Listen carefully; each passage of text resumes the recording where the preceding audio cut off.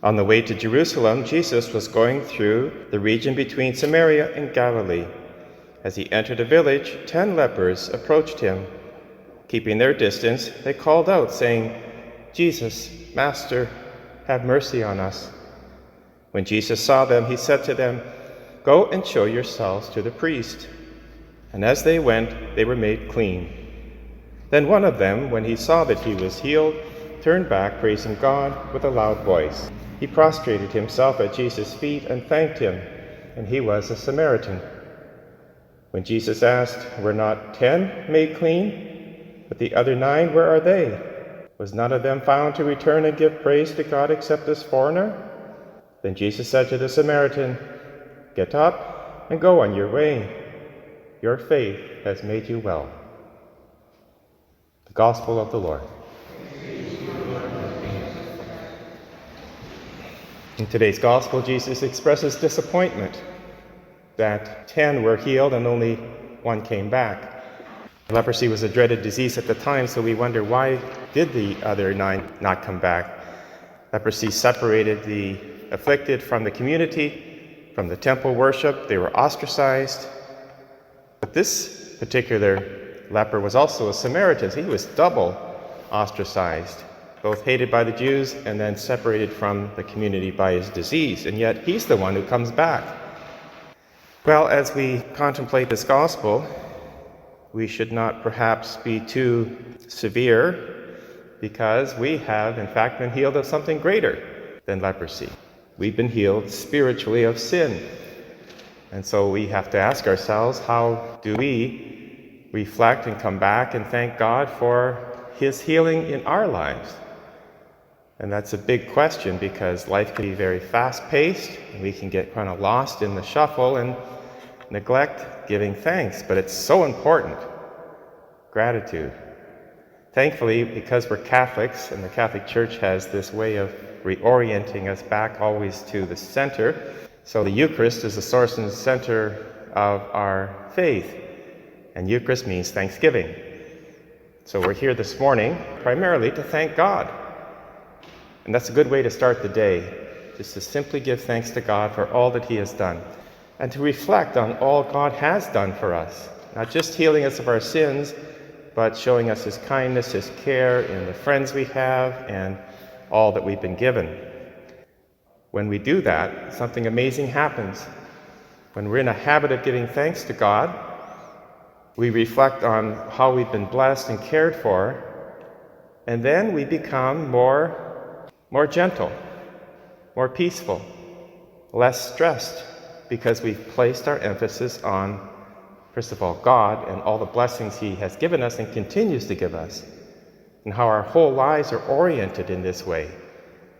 And when we're here at Mass, we're not just thanking God for all that he's given us, but we are going to participate in the very Eucharist. So this Mass is a representation of the very act in which God has healed us, laying down his life for us. And as we receive the Eucharist, we're also joined by the whole heavenly court of angels and saints, great multitudes, also worshiping and thanking God. So we're in this great throng of thanksgiving.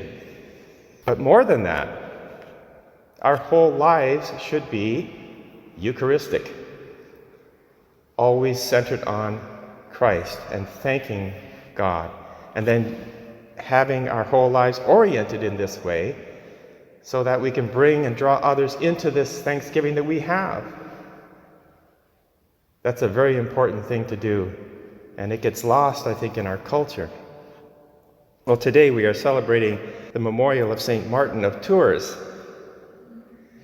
And here is someone who was so thankful to God because although he was in the army at an early age, I think at 18, his father was a veteran in the Roman army, he had this insight that there was something greater. And there's a legend, I'm sure you know it, that even as a young man in the army, when he saw someone who was very poor, half naked, freezing in the cold winter, no one was helping him, he was begging. He had nothing, he was lamenting that he couldn't give him anything, but he had a sword and he had a cloak. So he took his sword out, cut the cloak in two, gave half to the beggar, and he put the other half on himself. He looked kind of funny with half a cloak. People were ridiculing him, but they were also ashamed that they didn't reach out and help this poor man. That night when he was asleep, he had a dream and a vision, Jesus speaking to him, saying, "Martin, you have done well today," and Jesus was wearing the other half of the cloak. So again, it reminds us of our unity with the poor, those in need. When we live a life of thanksgiving, we're generous because we know we've been given so much that we just have to share.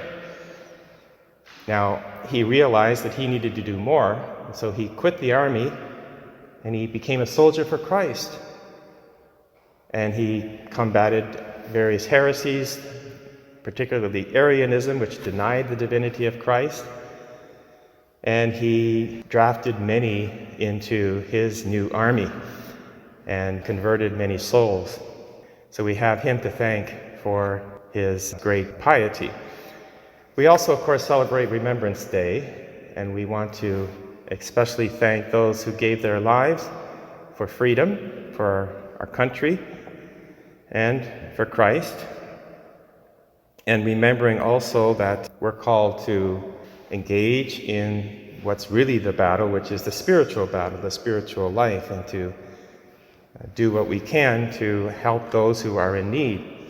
So on this Remembrance Day, on this memorial of St. Martin of Tours, let us thank God for all he has done, bringing us from disease and sin into the freedom of God's children, destined for a life of eternal beatitude and thanksgiving.